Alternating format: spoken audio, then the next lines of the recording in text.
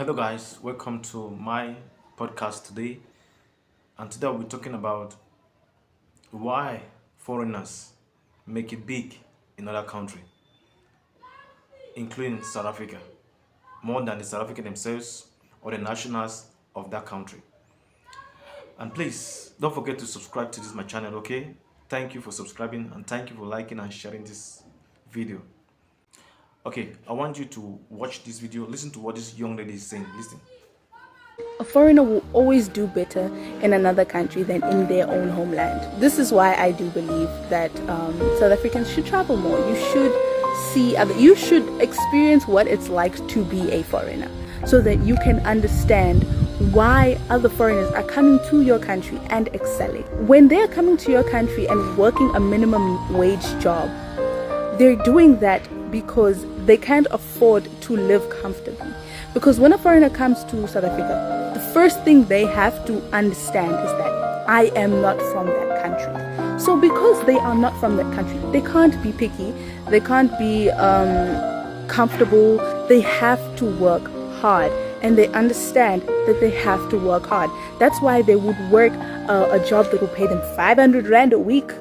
500 Rand a week, and work a very taxing, very hard job that a lot of people in South Africa would not do, but they are doing it because they have to. If I go to Zambia right now, I have no family in Zambia, I don't know anyone in Zambia, I will do whatever it takes for me to have food, for me to be clothed, for me to sustain my own life, for me to have a place to sleep. I will do whatever it takes because I can't go to another country and be lazy. So it's a bit of an unfair advantage that they have. Say, for example, my dad used this example and I'm going to use it right now. A soccer team. There are two soccer teams. One soccer team, they're wearing boots, and another one they're not.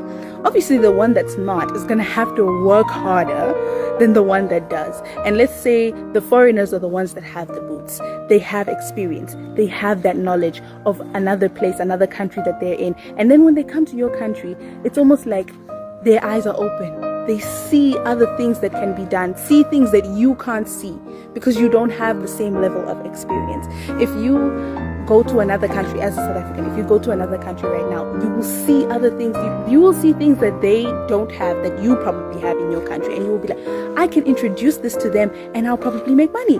I can start this business. But when you are in your own country, you have that sense of comfortability. You have that mindset of, if this doesn't go well for me, I have family. Or you probably just think, you know what, you can say, I don't feel like going to work today. You can say that, but somebody who is in that country and it's not theirs, they can't afford to say, I don't feel like working today. Because if they lose their job, if whatever happens to them, where will they go? Their mindset is very, very much different. I was working at a Chinese shop. It was a very it was not a good job, trust me. I was getting paid 700 a week, 100 a day. Trust me, that for those who know, that's not a lot of money. And I was working with a Malawian woman.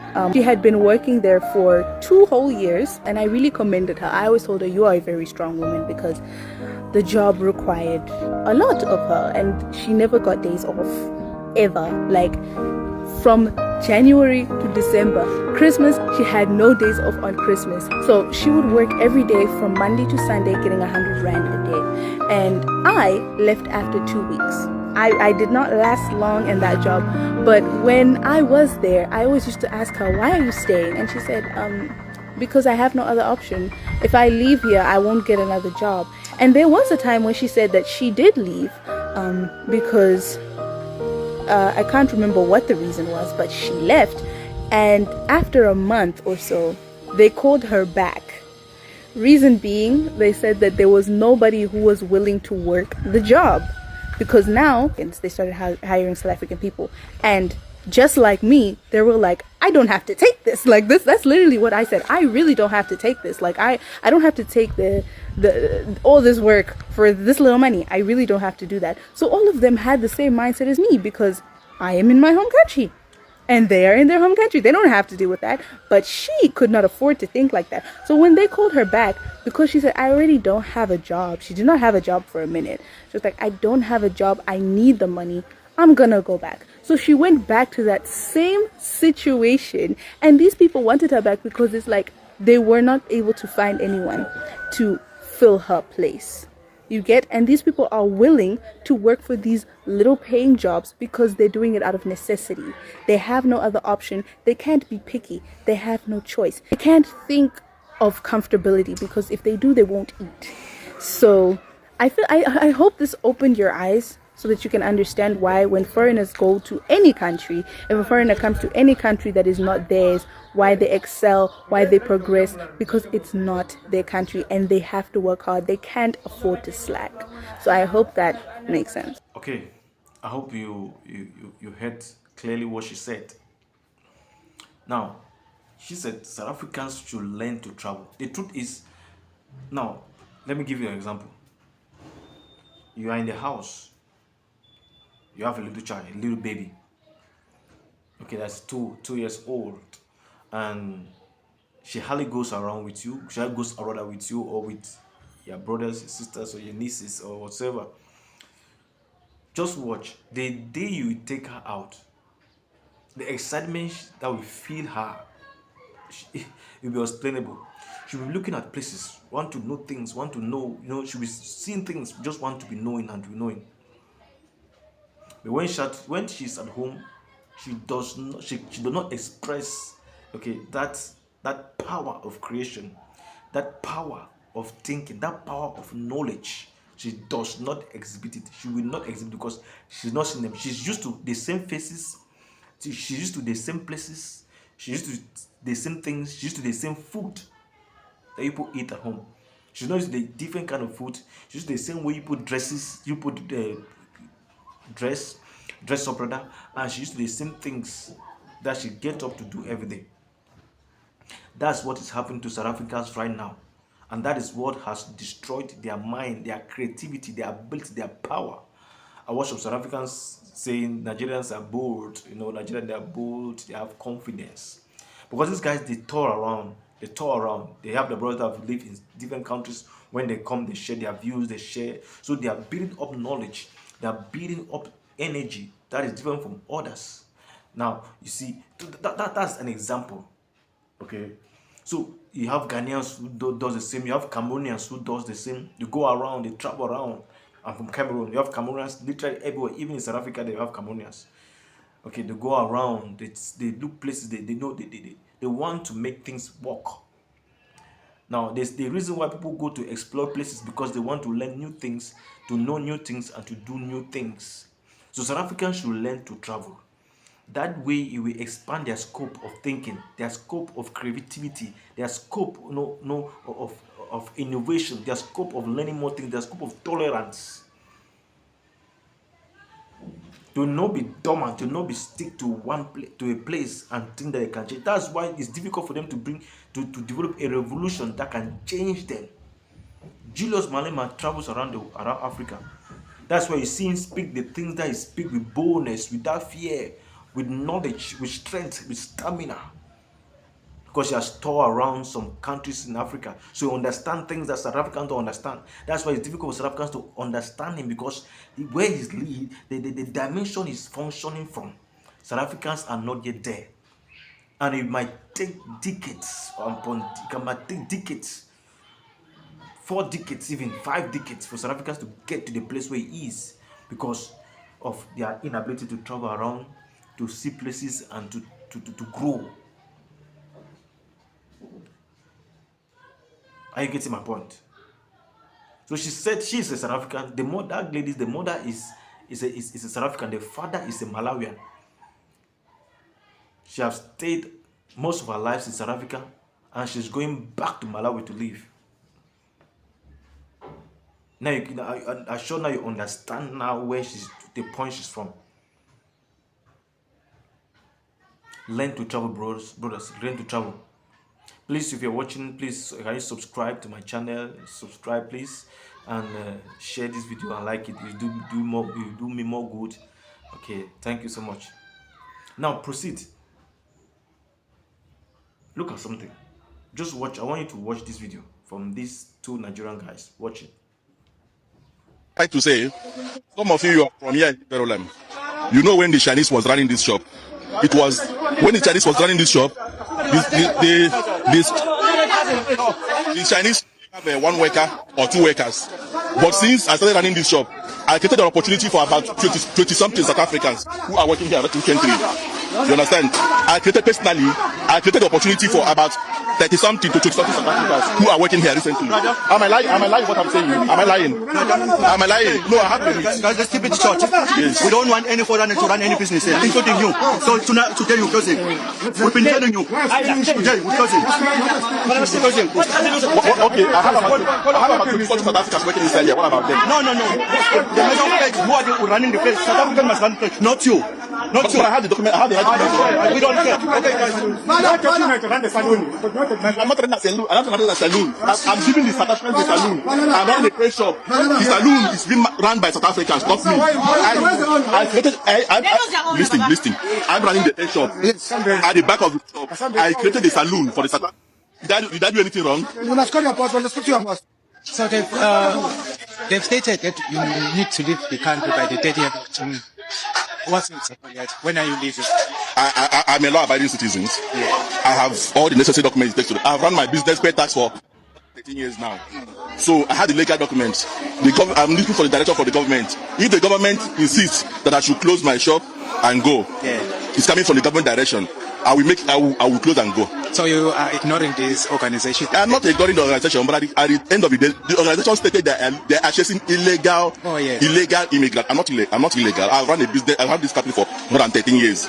Paying taxes, employing workers, training workers by myself. How am I doing something illegal at that perspective? Yeah. Is that illegal? Not at all. So that's what I have my confidence. I'm ready to go. Yeah. What I'm telling them, I'm ready to go close. Even today, what I'm begging you guys is, get me a South African who is capable to manage this shop. I have 30 something workers here, South Africans, who, if you close this shop, they will be displaced. I want to make sure that while I'm going, they're in good hands. You give me money for my socks and everything, I will leave the shop for you. I'm even tired of all this harassment there and there. Everyone is tired. So I'm not arguing to go. My own problem is that I have trained workers over the years, for more than 13 years. It's a hard work to train good workers. They are here, a number of them. If I close and go, what about their fate? I told them several times, can you manage the shop? They said, no, the rent is expensive. Okay, calm down for me. I'm not going. I'm not leaving you guys behind. As long as I get somebody who is capable to manage this shop, a South African, I will go. I'm ready to go. In short, You understand, boss? So what I'm saying is that you as a prospective assignment, get me somebody who is capable to manage the shop. Let me explain something to you. All right, bro. Okay. What we say, we don't want any foreigner to run any business. So if you close now, it's none of your business whether the shop is opening or not. It's none of your business. What about those South Africans who are working here? Who has the right? It's not your consent. It's not when you see it. No, it's not his consent. Who is he? Who is he?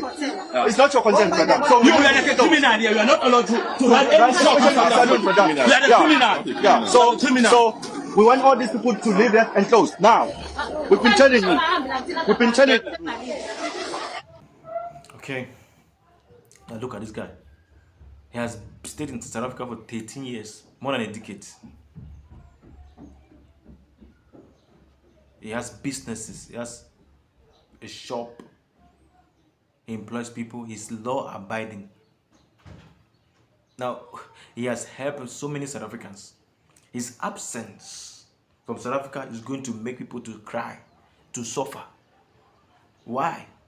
Because he's a businessman, and this guy will be unemployed. Who will manage that business the way he does? That business is his life, his mindset, his idea. Who can manage it? Who can do it the way he does? Who? Which South African can do it the way he does? In that area, that area, who can do it the way he does? He need to get a South African, that was said, and train the South Africa. You need to get the South Africa and train that South Africa to adapt to the system and the functioning of his business before he will leave. Now, this guy is from Nigeria. He has traveled to South Africa. He has learned something that the South Africans who are there, who have not traveled out of South Africa, have learned. That's what that lady was saying. That you guys need to travel. If you travel, your minds is good. Your minds are going to be open. You will not be this stereotype, this chopped up mind that is me, my country. You go back to your country. You see yourself thinking that you have things of which you don't have anything. You don't have bonus. You don't know how to tackle your own issues. That's what this man is. That's what this man has built himself. He left Nigeria to South Africa. And who knows, the country has been going around to go and buy the stuff from. out of Africa, within South Africa, to come and sell. Some of you South Africans in the area, in Joburg, in Soweto, in Kwateng, in Sherwood, okay, in KwaZulu-Natal, in Limpopo. Some of you have never left that area. Some of you have never left that area to go to another area, to go to another region, to go to another province, to go to another area, town or city. You have never.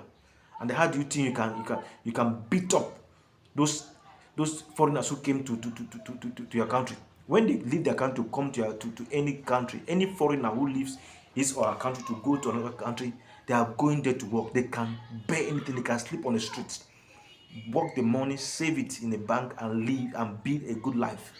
They can do any menial jobs just to get money to survive and take care of themselves and their families back home. That's the reason why many foreigners in South Africa, in Cameroon, in Nigeria, in Ghana, in Kenya, in Mozambique, in Zimbabwe, in Botswana, in Egypt, in America, in Canada, in Mexico, in anywhere in the world, in the UK, make it than the nationals, because they are going there to work. They're not going to joke.